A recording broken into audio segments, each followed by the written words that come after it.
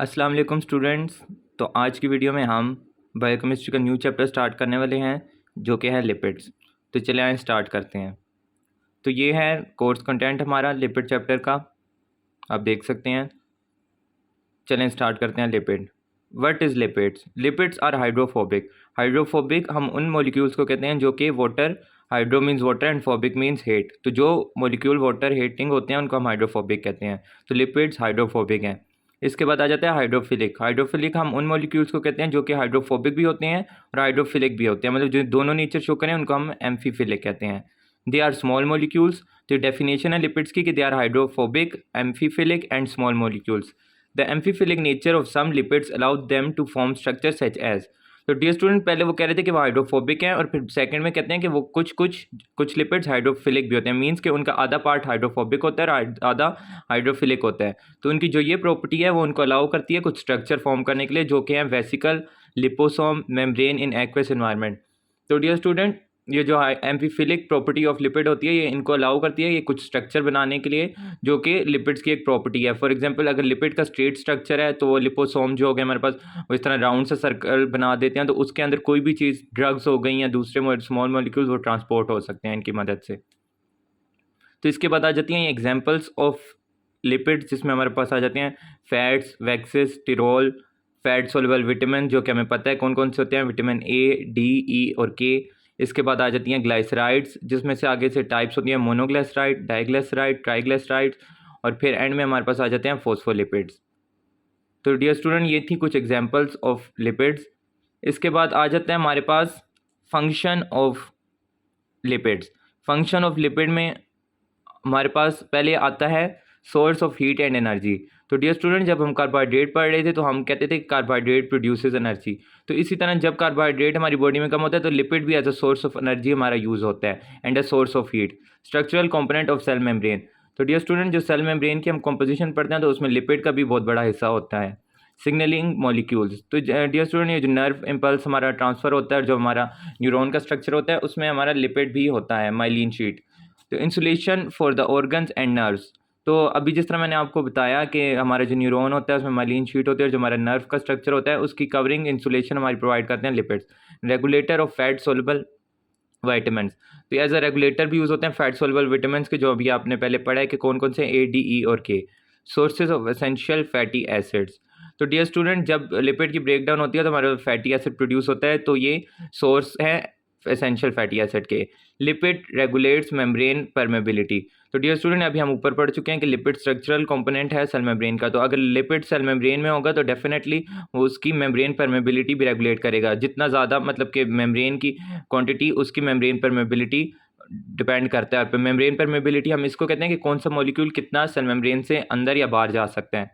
They act electrical insulator to nerve fibres where the myelin sheet contains lipid. तो dear student, अभी ये जो हम बात कर रहे थे कि न्यूरॉन के स्ट्रक्चर को लिपिड ने कवर किया होता है जिसको माइलिन शीट कहते हैं। तो डियर स्टूडेंट, जहाँ जहाँ ये माइलिन शीट ने कवर किया होता है उस वो एज अ इंसुलेटर एक्ट करता है, और जहाँ पे नहीं होता उसको हम कहते हैं नोड रेनवियर, और वहाँ से हमारा नर्व इम्पल्स जंप्स मार मार के जाता है। Lipids are components of some enzyme system. तो डियर स्टूडेंट, नेक्स्ट लिपिड्स का फंक्शन है कि lipids are components of some enzyme systems. तो कुछ एंजाइम सिस्टम में भी लिपिड होते हैं। Some lipids like prostaglandins and steroid hormones act as cellular metabolic regulator. तो डियर स्टूडेंट, जो प्रोस्टाग्लैंडीन्स हो गए, स्टेरॉयड जो कि लिपिड इन नेचर होते हैं, वो सेलुलर मेटाबॉलिक रेगुलेटर की तरह भी काम करते हैं। प्रोस्टाग्लैंडीन क्या होता है? प्रोस्टाग्लैंडीन एक इकोसिनोइड है जो कि फॉर एग्जांपल हमारी जब भी कोई इंजरी वगैरह होती है तो इन्फ्लेमेशन जो प्रोड्यूस होती है वो इसी की वजह से होती है। Cholesterol is found in cell membranes, blood and bile of many organ. तो डियर स्टूडेंट, कोलेस्ट्रॉल का तो आपने नाम सुना ही होगा। तो कोलेस्ट्रॉल जो होती है वो भी लिपिड इन नेचर होती है। Is found in cell membrane, blood and bile of many organisms. Layer of fat in the subcutaneous layer provide insulation and protection from cold. Body temperature maintenance is done by brown fat. तो dear student, जो हमारी body होती है उसकी जो skin होती है, subcutaneous layer होती है, वो भी उसमें भी लिपिड होता है जो कि हमें इंसुलेशन प्रोवाइड करते हैं किससे? कोल्ड से। Polyunsaturated phospholipids are important constituents of phospholipid.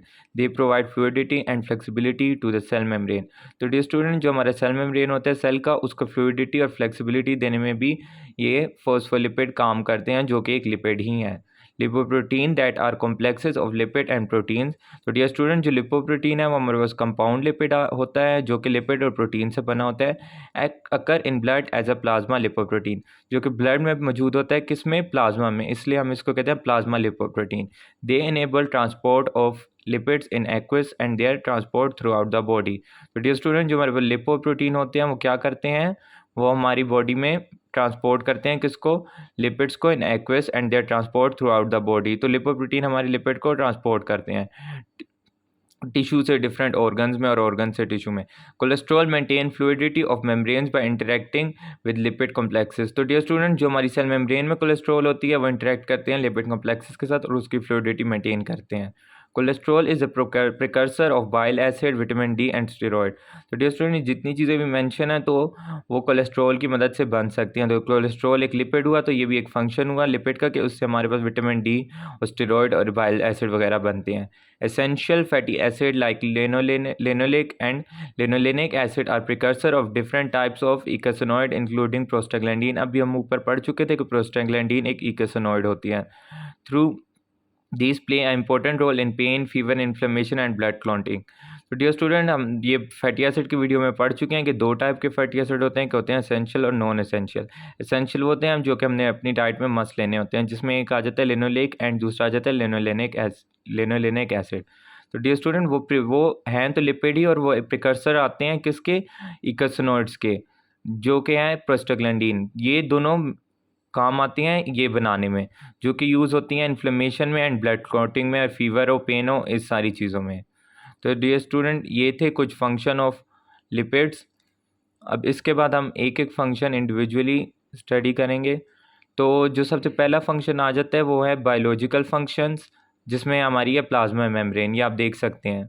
The glycerophospholipid are the main structural component of biological membranes such as cellular plasma membrane and the intracellular membrane of organelles।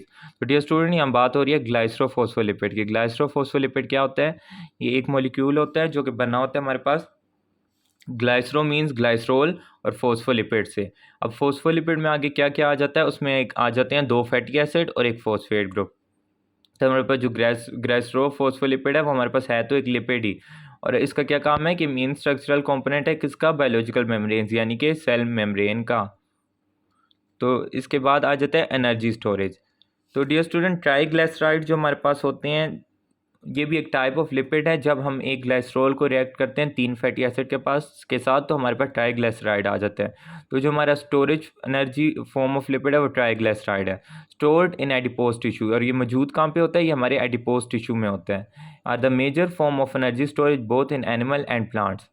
The complex oxidation of fatty acid provide high caloric content, about 9 kilocalories per gram compared with 4 kilocalorie per gram for the breakdown of carbohydrate and protein। तो dear student, यहाँ पे ये बात करें कि जब हम carbohydrate की ऑक्सीडेशन पढ़ते थे, जिसमें हम ग्लूकोज की ब्रेकडाउन करते हैं हमारी रेस्पिरेशन में, तो उसकी ब्रेकडाउन से हमारे पास 4 किलो कैलोरीज एनर्जी प्रोड्यूस होती है, and same for protein. But जब बात आती है फैटी एसिड की, तो जब फैटी एसिड की ऑक्सीडेशन होती है तो उससे हमारे पास 9 किलो कैलोरी प्रोड्यूस होते हैं ग्राम, जो कि इससे भी डबल है। यानी कि हमारे फैट्स ज़्यादा एनर्जी प्रोड्यूस करते हैं as compare to carbohydrate and protein. Signaling. In the recent year, evidence has emerged showing that a lipid signaling is a vital part of cell signaling। तो डियर स्टूडेंट, जो cell to cell signalling होती है उसमें भी एक lipid एक role play करते हैं। इसके बाद आ जाते हैं other functions of lipid. The fat soluble vitamin for example A, D, E and K are essential nutrients stored in the liver and fatty tissue with a diverse range of function। तो dear student, अभी हम ऊपर भी पढ़ चुके हैं कि जो हमारे लिपिड है वो in synthesis of fat soluble vitamins में काम आता है। Fats versus lipids. तो डियर स्टूडेंट, अभी तक हमने पढ़ा है फंक्शन ऑफ लिपिड्स। अब इसमें हम पढ़ेंगे what is difference between fats and what is lipid. Fats are sub group of lipids called triglycerides. तो डियर स्टूडेंट, अभी ऊपर ट्राइग्लिसराइड की एक स्लाइड थी, उसमें मैंने आपको बताया ट्राइग्लिसराइड क्या होता है, जिसमें एक ग्लाइसरोल को तीन फैटी एसिड के साथ रिएक्ट करें तो हमारे पास एक ट्राइग्लिसराइड आ जाता है, जो कि एक टाइप ऑफ लिपिड ही है। तो अभी हम बात करें कि फैट्स और लिपिड्स में क्या डिफरेंस है। Fats are sub group of lipids. Fats आते लिपिड्स के अंदर ही हैं। ये लिपिड्स एक बड़ी फैमिली है, उसके अंदर एक सब फैमिली होती है जिसे हम कहते हैं फैट्स, जो for example triglyceride. Lipids also encompass molecules such as fatty acid and their derivatives, sterol containing metabolites such as cholesterol. तो फैट्स के साथ साथ फैटी एसिड भी लिपिड्स के अंदर आ जाते हैं और sterol containing metabolite such as cholesterol. ऊपर हम आपको वैसे बता चुके हैं कि कोलेस्ट्रॉल भी लिपिड्स के अंदर ही आते हैं, तो ये भी लिपिड्स के अंदर आते हैं.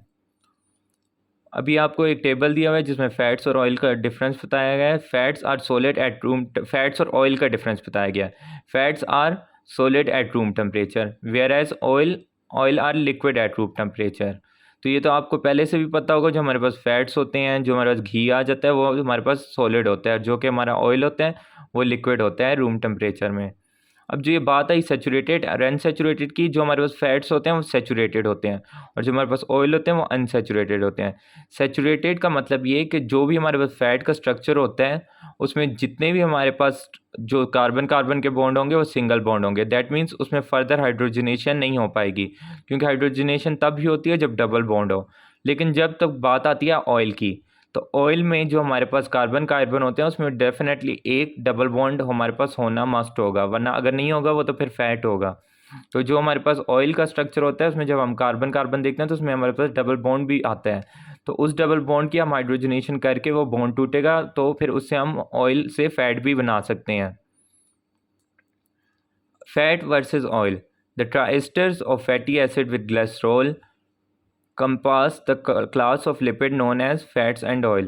These triglycerides are found in both plants and animal and compose one of the major food groups of our diet. Triglycerides that are solid or semi-solid at room temperature are classified as fats that occur predominantly in animals. तो dear student, जो हम आपको बता रहे थे कि triglyceride क्या होता है, ये देखें यहाँ पे लिखा भी हुआ है कि जब 3 फैटी एसिड, ये देखें triesters of fatty acid means 3 fatty acid react करते हैं किसके साथ? ग्लाइसरॉल के साथ. ग्लाइसरॉल एक अल्कोहल है.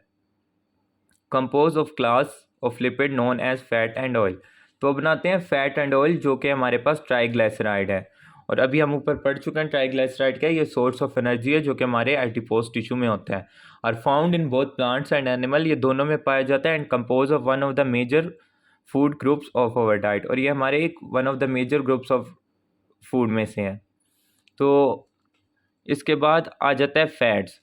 Asters of fatty acid with glycerol solid at room temperature. तो डियर स्टूडेंट, ये आप देख सकते हैं स्ट्रक्चर भी इसका. ये हमारे पास ग्लाइसरॉल है.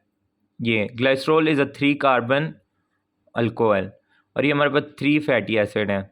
1 fatty acid, 2nd fatty acid, 3rd fatty acid. तो जो हमारा फैटी एसिड होता है उसमें इधर कार्बोक्सिलिक ग्रुप होता है और यहाँ पे अल्कोहल का OH ग्रुप है.